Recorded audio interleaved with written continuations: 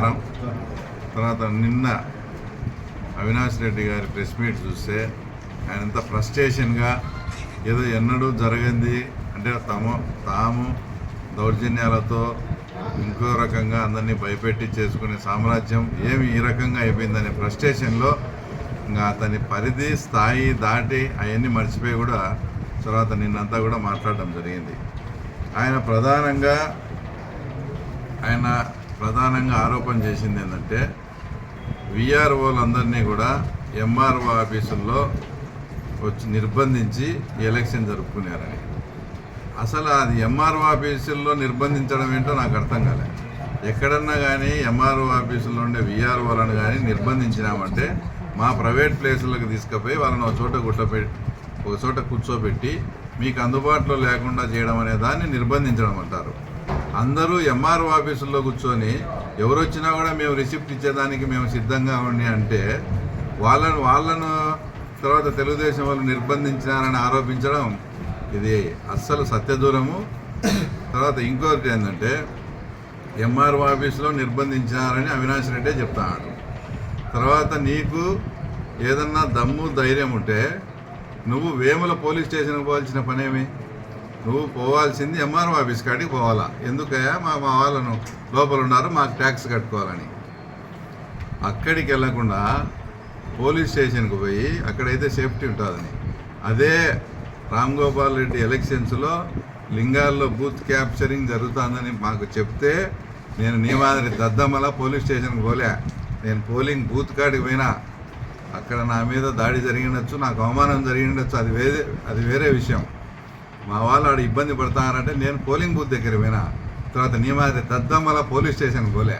అట్లా పోలీస్ స్టేషన్కి ఎంఆర్ఓ ఆఫీస్కి పోకుండా పోలీస్ స్టేషన్కు పోయినా నువ్వు దద్దమ్మవు. ఆ విషయం తర్వాత నువ్వు గుర్తుపెట్టుకోవాలా. ఒక చిన్న సంఘటన ఎక్కడన్నా జరిగిందా? ఎవడన్నా వైఎస్ఆర్సీపీ వాడు వచ్చి మేము ట్యాక్స్ కట్టాలని కానీ మేము నామినేషన్ వేస్తానని కూడా వచ్చే దిక్కు కూడా లేదు. చిన్న అవాంఛనీయ సంఘటన కూడా జరగకుండా ఇదంతా స్మూత్గా అయిపోతే దాన్ని తట్టుకోలేక దీని ప్రభావం అంటే పులివెందుల్లోనే పోటీ పెట్టుకోలేనప్పుడు రాష్ట్ర వ్యాప్తంగా మేమెట్లా పోటీ పెడతామని మీరు జగన్ రెడ్డి మాట్లాడుకొని టోటల్గా బాయ్కాట్ చేసిన సందర్భం. కాబట్టి మీ చేతగానితనంతో మీ ఇద్దరు దద్దమ్మలు. తర్వాత ఏదో ఆయన ప్రజాస్వామ్యబద్ధంగా అంతా ఎలక్షన్లు జరిపినట్టు దాంట్లో కస్నూరు పంచాయతీ చేసినాం, అక్కడ కూడా పోలింగ్ జరిగింది, నంద్యాలపల్లిలో జరిగిందని చెప్తాడు. ఒకసారి నువ్వు గుర్తుపెట్టుకొని కాన్స్టిట్యున్సీలో చక్రాయపేటలో 16 పంచాయతీలు ఉంటే 16 ఏకగ్రీవం. ఎన్ని ఎంపీటీసీలు ఉంటే అన్ని ఎంపీటీసీలు పులివెందుల తాలూకాలో ఏకగ్రీవం. ఎన్ని జెడ్పీటీసీలు ఉంటే అన్ని జెడ్పీటీసీలు ఏకగ్రీవం. పులివెందుల మున్సిపాలిటీలో 33 వార్డులు ఉంటే 33 వార్డులు ఏకగ్రీవం. అంటే ఇంత ప్రజాస్వామ్యం అంతగా వెళ్ళు విరిసిందే. అంటే ఎవరు మాకు పోటీ చేసేదానికి లేరా? మీ ఇష్టం వచ్చినట్టు భయపెట్టి ఆ తర్వాత ఇన్ని చేసి మళ్ళీ మేము ప్రజాస్వామ్యబద్ధంగానే మా ఊరు ఎగ్జాంపుల్ చెప్తావా? మా ఊర్లో కూడా మీరు ప్రయత్నం చేసింటారు, కానీ లోకల్గా ఉండే మా ఊరోళ్ళు మీరు ఈ రాజకీయాల కోసం మీరు చేయమన్నట్టు చేస్తే ఆల్రెడీ ఫ్యాక్షన్ ఊర్లు మాకు సమస్యలు ఉంటాయని మా ఊరోళ్ళు ఒప్పుకోక మాకు ఓన్లీ సింహాద్రిపురం మండలంలో ఒక 4-5 పంచాయతీలు, వేముల మండలంలో దుగ్గనగారిపల్లె, పెజ్జుటూరు, అవి లాస్ట్కు మబ్బుచిత్తరపల్లె శ్రీనాథ్ పోటీ చేసి గెలిస్తే తర్వాత వైఎస్ఆర్ కండువా వేసినంత వరకు కూడా అతన్ని అనౌన్స్ చేయలే మీరు. అట్లాంటి సందర్భాలు కూడా చూసి మేమేదో కస్నూరులో జరిపించాం, ఆడ జరిపించాం. అంతెందుకు మన ఎమ్మెల్సీ రామ్ గోపాల్ రెడ్డి వాళ్ళ కాంబల్లిలో 2005లో పోటీ చేయనీయకుండా చేశారు. తర్వాత నిన్న కూడా పోటీ చేయనీయకుండా చేశారు. అంటే అన్ని పంచాయతీలతో పాటు కాంబల్లి కూడా పోటీ చేయలే. మరి ఆ ఊర్లో ప్రతిసారి తెలుగుదేశం మెజార్టీ వచ్చింది కదా, అక్కడ మా కెపాసిటీ లేదా? మరి అక్కడ కూడా ఎందుకు పోటీ చేయలే?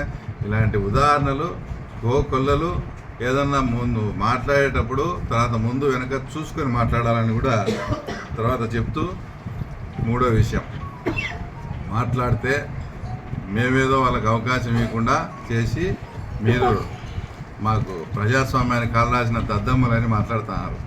ఇదే ఊర్లో గతంలో సతీష్ రెడ్డి గారు ఇన్ఛార్జిగా ఉన్నారు. 2005 మున్సిపాలిటీ ఎలక్షన్స్ పులివెందుల్లో జరిగినాయి.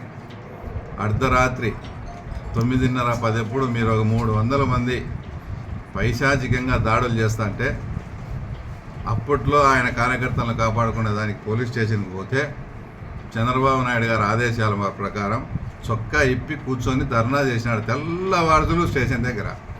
ఇప్పుడు ఇదే అవినాష్ రెడ్డి, సతీష్ రెడ్డి ఇప్పుడు మీ పార్టీలో ఉన్నాడు, ఆయన అడగండి ఏమన్నా నీకు ఆ రోజు ఏమి ఇబ్బంది జరిగి ఎవరన్నా దౌర్జన్యం చేసినారా, ఎందుకు ఆ రోజు బట్టలు ఇప్పుకొని స్టేషన్ కాడ ధర్నా చేసినామని అడగండి.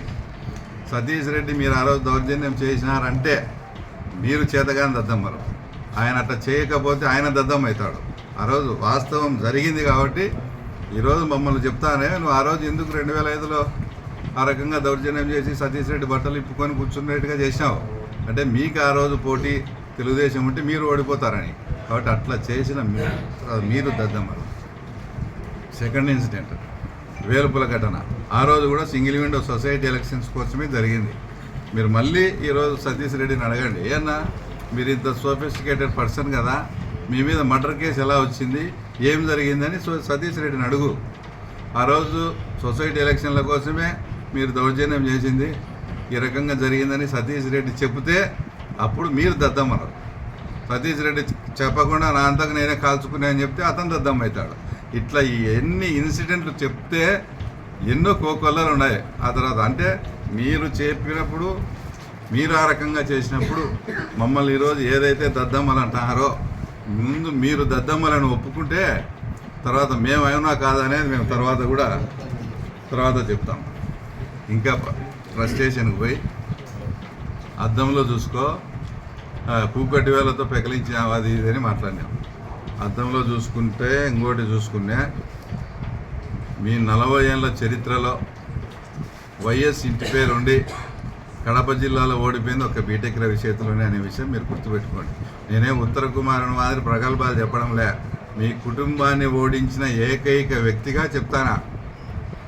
దానికి అద్దంలో చూసుకోవాల్సిన అవసరం లేదు. ఒకవేళ అద్దంలో చూసుకుంటే నా ముఖం నాకే కనపస్తుంది. అవినాష్ రెడ్డి నువ్వు అద్దంలో చూసుకో, నువ్వు చూసుకునే ప్రతిసారి అద్దంలో వివేకానంద రెడ్డి ఫోటో కనొస్తుంది నీకు. నువ్వు ఏదన్నా అద్దంలో చూసుకునేదానికి ఏదైనా మంచి వ్యక్తి అందమైన మగం ఉండొచ్చేమో నీకు. కాబట్టి నేను అందరూ మోహించి ప్రేమించి వాళ్ళు చెప్పినట్లు విని మద్దలు చేసి వాళ్ళ కోసమని సిబిఐ కేసులో ఇరుక్కునేంత దద్దమ్మనైతే తర్వాత నేనైతే కాదు అవినాష్ రెడ్డి.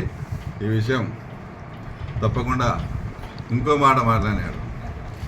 మాకంట చంద్రబాబు నాయుడు ఆదేశాలు ఇచ్చినాడంట, అది మానం పోతుంది, మేము గెలుచుకోకుంటే నన్ను గుడ్డలు ఇప్పదీసి పులివెందుల రైతులు చంద్రబాబు దగ్గర అక్కడ పెడతారంట, అందుకని నేను ఇంట్లో ఇదంతా చేసిన అంట. మీకు మొన్న సాయంత్రమే పులివెందుల రైతులు అందరూ కలిసి నిన్ను గుడ్డలు ఇప్పదీసి జగన్ ముందర పెట్టినారు. ఆ ఫ్రస్ట్రేషన్లో జగన్ రెడ్డి ఏం చేస్తున్నావు, నీకంతా అప్పగిస్తే నీ చేతగానితనమని జగన్మోహన్ రెడ్డి తిడితే ఆ ఫ్రస్ట్రేషన్లో మాట్లాడినావు. పులివెందులు ఎక్కడికి పోయినా కూడా విచారించుకో. నిన్ను ఎటువంటి పరిస్థితుల్లో అందరికి ఇంకా అంతో ఇంతో వైఎస్ఆర్సీపీ అభిమానులు, రాజశేఖర రెడ్డి అభిమానులు కూడా ఈ అవినాష్ రెడ్డి వల్లనే జగన్మోహన్ రెడ్డికి కుటుంబం దూరమైంది, తర్వాత తల్లి చెల్లి కూడా దూరమైంది. ఈ అవినాష్ రెడ్డిని ఒక్కసారి దద్దమ్మని చేయకుంటే ఇది ఖచ్చితంగా దద్దమ్మని చేయాలా, చేసి అప్పటికన్నా జగన్ రెడ్డికి తెలివి వచ్చి ఈ అవినాష్ రెడ్డిని పక్కన పెడితే నిజమైన రాజశేఖర రెడ్డి అభిమానులకు కూడా న్యాయం జరుగుతుందనే ఉద్దేశంతో నువ్వు ఎన్ని ఫోన్లు కొట్టుకున్నా ఎన్ని చేసుకున్నా నీ వాళ్ళు ఎవరు కూడా నీకు సహకరించక నువ్వు దద్దమైనావు. ఇంత జరిగినా కూడా ఇంకా నీకు అర్థం కాలేదా? మా పార్టీ కార్యకర్తలు, మా నాయకులు, మేము కలిసి నిన్ను దద్దమ్మని చేసేసాము. నువ్వేం పెద్దగా ఇంకా నీకు అది అర్థం కాలేదంటే తర్వాత మేమేం చేయలేం. లాస్ట్లో చివరగా ఏదో రైతులు అక్కడికి ఎలక్షన్కి వచ్చింటే మేము అన్నీ విన్ని గెలిచిందన్నమాట. నిజంగా చెప్తానా, 5 ఏళ్లలో మంది హార్టికల్చర్ బెల్ట్ మీకు నిజంగా రైతుల పట్ల ఏదంటే 5 సంవత్సరాలు డ్రిప్ మెటీరియల్ లేకుండా గోడాడిచ్చినారు. ఇన్సూరెన్స్ ఈరోజు ప్రతి రైతు బ్యాంకుకు పోయి కట్టుకుంటానా లేదా?